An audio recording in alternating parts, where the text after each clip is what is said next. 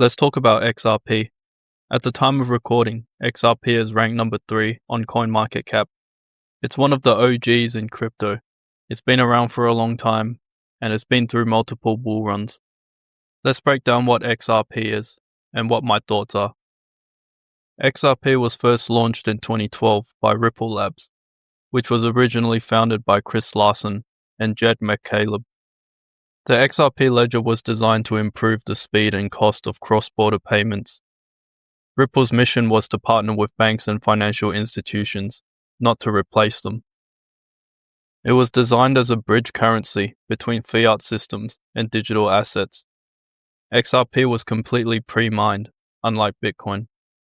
The entire supply already exists. Ripple Labs received a large portion of XRP to fund development and operations. It was built to be a compliant and bank-friendly coin, with a focus on institutional adoption. XRP is not truly a grassroots cypherpunk project like Bitcoin.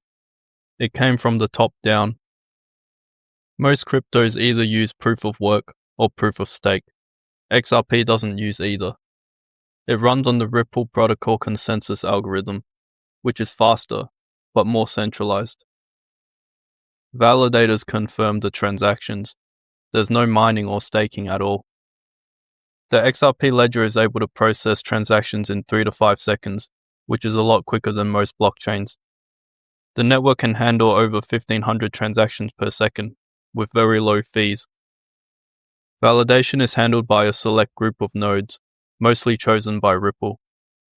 It's energy efficient, but sacrifices decentralization and censorship resistance. Critics argue that the protocol is too dependent on Ripple's governance and node list. The maximum supply of XRP is 100 billion, which was all minted at launch. Ripple Labs received about 80 billion XRP, raising centralization concerns. Ripple placed large amounts of XRP in escrow, releasing it slowly over time. Currently, around 60 billion XRP are in circulation. XRP is not inflationary, but Ripple's sales can flood the market with supply. Each transaction burns a tiny amount of XRP, making it slightly deflationary. The tokenomics of XRP feels more like a corporate model, rather than a decentralized asset. In December of 2020, the SEC sued Ripple Labs, claiming XRP is an unregistered security. This caused major exchanges to delist XRP, collapsing investor confidence. Ripple fought back, arguing that XRP is a currency, like Bitcoin or Ethereum. In July of 2023, the court ruled that XRP is not a security when traded on public exchanges. This was seen as a partial victory, and helped XRP get relisted on major platforms. However, legal uncertainty still hangs over the company and the token. Ripple executives are also involved in legal claims. The case could set a legal precedent for how crypto assets are regulated in the US. XRP saw its biggest breakout in the 2017 bull run, going from under 1 cent to nearly $3.50. It briefly overtook Ethereum to become the number 2 coin by market cap. The 2018 crash hit XRP hard, and the price dropped to under 30 cents.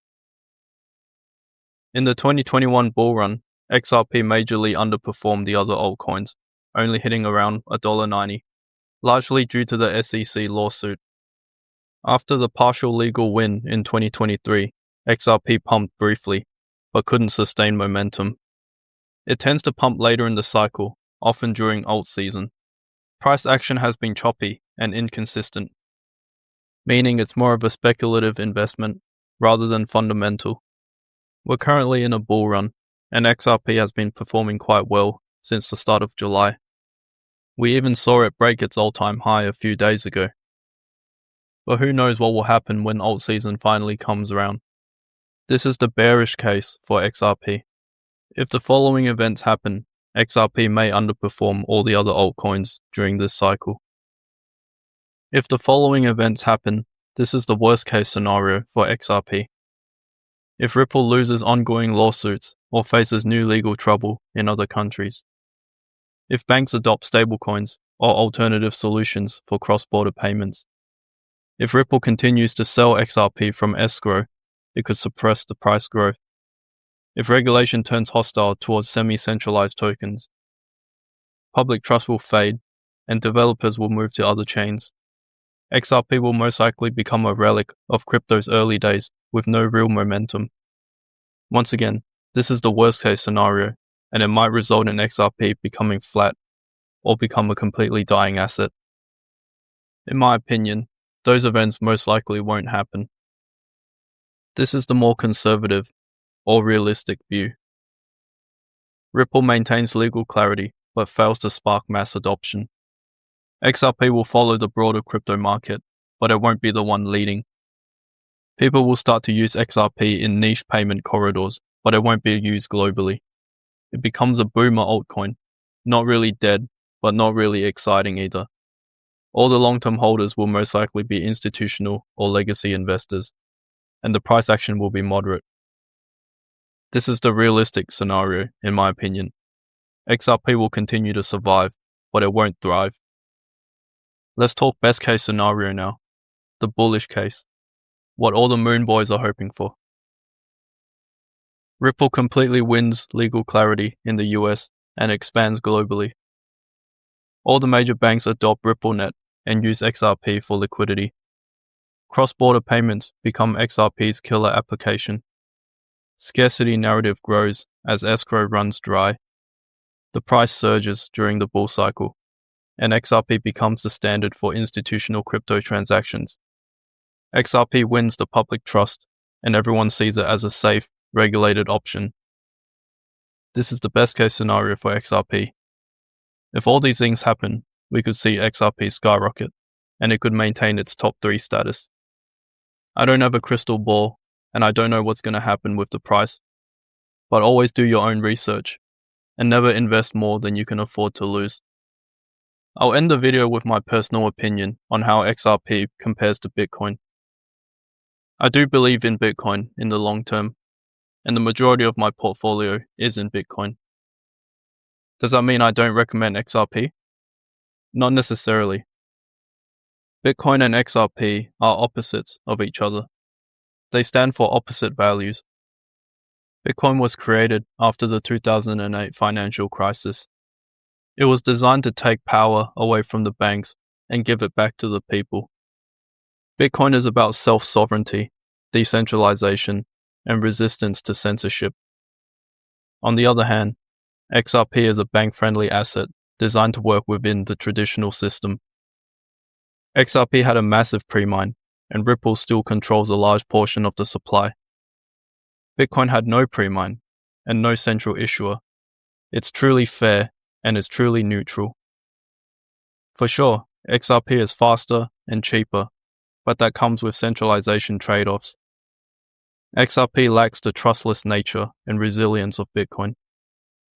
Currently, I do not hold any XRP, but I have traded it in the past. In the short to medium term, XRP can pump much harder than Bitcoin. And it definitely makes sense for XRP to be part of someone's portfolio. But you definitely have to take profits as the price goes up. It's not something you hold long term, and it's not something you hold for generations and pass down to your kids. Bitcoin is that asset. Bitcoin is the asset you hold and pass down. I just don't see XRP being the same. And honestly, it's the same story for 99% of the altcoins. Most of them had IPOs, most of them had pre-mines, most of them had pre-allocations. You can definitely make money from them, but they're not assets you can trust long term. Bitcoin is the only asset that you can truly trust for the years to come. Anyways, that's it from me today. If you enjoyed the video, make sure to give it a like. Let me know in the comments down below. Do you hold any XRP? And what are your thoughts on its price action? If you enjoy my content, make sure to subscribe and follow the channel. I'll be uploading more soon. As always, thank you for watching and take care.